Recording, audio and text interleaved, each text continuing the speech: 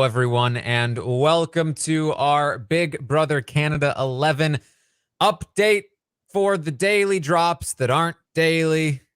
I'm your host, Taran Armstrong, and for all we know, this is the final update of the season. Maybe there's one more tomorrow. Maybe there's not. We don't know. I don't know. But with me today to talk about this drop is Pooya. How you doing, Pooya? I'm doing well. This very well could be the last one, and honestly, I think it should be the last one. I think we're good. I think we've got the lowdown now moving forward. Yeah. There's not much here to update you on. This was about a 40-minute drop, and we don't even have confirmation of who won the Final Four HOH, although I do heavily suspect that I know the winner of the Final Four HOH. So we'll talk about that, and we'll talk about that. That's it. That's pretty much it. Yeah, I think Tara, 95% we can confirm who won it. I think so. So yeah. Basically, we didn't get confirmation, but we did get all four of the Final Four in the HOH room eating Wendy's, talking about how they met Rachel Riley, who delivered them the Wendy's. They all got to meet Rachel Riley, and they're all eating Wendy's. But the primary thing for me here is that during this conversation, when they finish the Wendy's, Ty says, "Thank you for sharing this meal with me." And Anika says, "Thank you for sharing it with us." And Daniel says, "Yes, thank you for sharing. And thank you for bringing Rachel Riley, Ty."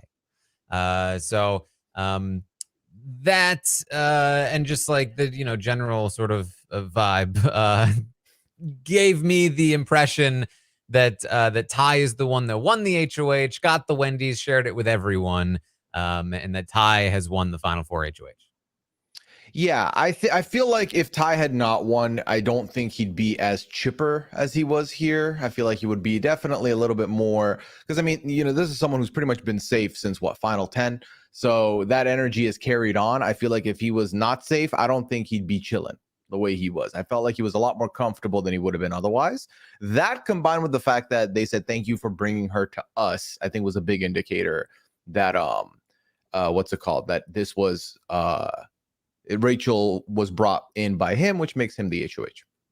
Yes. In addition to that, I saw Daniel putting clothes away in the bedroom. Typically, if you win the HOH, you would be doing clothes in the HOH room, presumably because you are living there. He also talked about how, when talking about Rachel Riley, he's like, yeah, when I come back, maybe I'll get to be the comp beast for once. And then later he's like, I hugged Rachel. Hopefully I can get some of her energy because I'm not winning comps. So definitely big Daniel didn't win energy from Daniel, even though he was quite chipper as well. I think he was just high from meeting Rachel. I mean, one of two people out of the four people in that house who would know who Rachel is, and actually the one that really, really knows who Rachel is because that was the first season he saw. Yes. I think this to me felt like the early campaign of I'm useless. Ha ha ha ha. I can't win anything. Take me to the final three. So I felt like that was the early campaign. So I definitely do not think he won that. Yes. So definitely big Ty has won this competition vibes. Of course, that would mean that all four of them are going to compete in the Final Four veto. If Ty is the HOH, then I presume that Daniel or Anika, if they were to win, they would evict Claudia.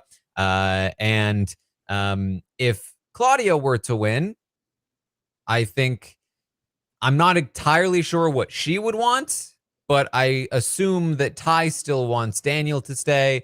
And given that I don't even know for sure what Claudia would want in the first place, I have to assume that she will probably just do that. But it is theoretically possible that she pushes to take out Daniel. Same thing if Ty were to win HOH and give Claudia the vote. I think even more so, she would be willing to just basically do what he wants. If Ty won and, Claudia said the wrong thing, then maybe he gives the vote to somebody else. Who knows? But what we're probably looking at, as we expected, is either Claudia or Anika leaving, depending on which duo wins the veto. and that's pretty much what we got. Yeah, that's what we have for you here. I do think, based on the trend we've seen in the last couple weeks, that Claudia will probably do exactly what Ty wants. I would think even that's the right move for her regardless. I feel like if she somehow gets to the end and cuts Ty, sits with Daniel, I like her odds better than sitting with Anika, maybe just based on some of the perceptions we've seen in the house, in the jury house developing, but also that could still be very fluid. But that's pretty much what we got. Who wins the veto? Who goes home? Yeah. And given that the HOH competition was a straight up quiz, we're probably looking at something physical. We're probably looking at another Ty win. His days are clearly now, 5 days ago, they were pretty bad. And everyone has been kind enough to fill him in on what he didn't know. And now he has beaten them in his HOH competition. So here we are. I did talk. Yeah, I did talk to Renee this morning. Okay. Check out the exit interview with Renee, of course. She was lowest on Anika, for what it's worth. Okay. And said between Daniel and Claudia, kind of a toss-up. And she doesn't like Ty, but she has to give it to him. And it's like, you don't have to, but you don't have to anything. That's fine. Do you? So, worth noting, I think that she's been in the jury house for a couple of days. So I would assume that this is, information informed by conversations already had with the jury, which I think is particularly interesting because I do think that she left the house more pro Daniel, more anti Ty, and I think now that she's potentially been in the jury house for a couple of days, less high on Daniel, more high on Ty, which would not surprise me if that were the case. Yeah, I do think being in that house, hearing everyone's opinions, especially if the majority have a very similar opinion, you might change your mind a little bit. And I do think that's probably where that went. I haven't listened to the exit interview yet. I'll be checking that out after this, but that all lines up for me. Yes. So that's what we got from that. That's pretty much it. I mean, Daniel was the only one who knew who Rachel Riley was. He was explaining who she was, what she did. And they were like, "Oh yeah, they got this show in the U.S." He's like, "Yeah, for like 25 seasons." They're like, "Wow." Yeah, my favorite thing was finding out, oh wow, so her seasons were 12 years ago, and then Anika says something to the effect of, wow, she's like committed being a part of the fandom this whole time then. And then Daniel's like, yeah, people stick around. And she's like, probably won't be me. Like, she's going to punch your ticket out of Big Brother after this season. I think she's gone. It's done. Oh boy. Well, yeah, so that's pretty much what we had. Anything else that you wanted to talk about, Pooya? Straight up, I would love to. But even the speculative talk, we've already nailed, right? We already said the veto scenarios. We kind of know what's going to happen at a final two with all these combinations. I think based on the exit interviews alone, feels pretty straightforward. And this could very well be our last one, Taran, because unless they give us one, because if they give us one tomorrow, that's not even going to give us the veto results. So that would mean they'd have to give us one on Monday for us to have veto results. And I feel like they're not gonna at that point. This feels like the end. It could be. If it is, congratulations, Ty. Yeah, it's taking over. Yeah, it's taking a lot not even to as a joke do the ball game hand gesture, so I'm not going to do that. But I mean, it feels like ball game. I hate that we're here, but ball game, the ball game thing worked. And also, not for nothing, but Rob being a 2-time draft winner too. How did we let this happen? Oof. How did we get here? Well, yeah. On that somber note.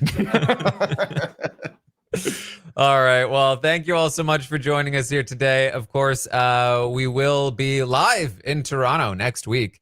But before that, Pooya has got you covered because he will be manning the ship. He will be given the keys. Can you spin around in your chair, maybe?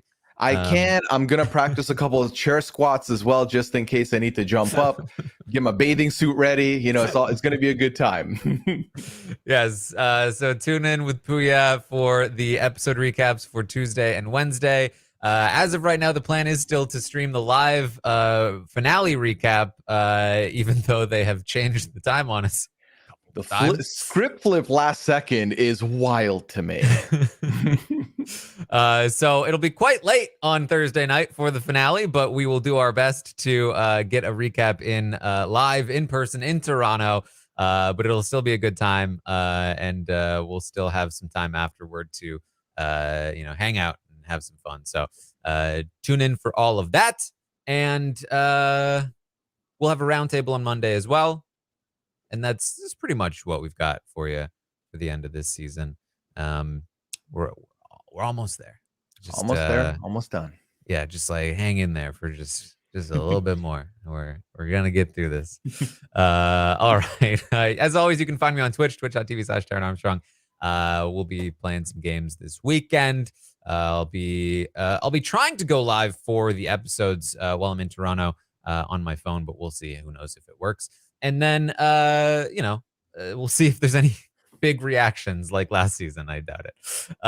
So feels like less likely this time around, but who knows?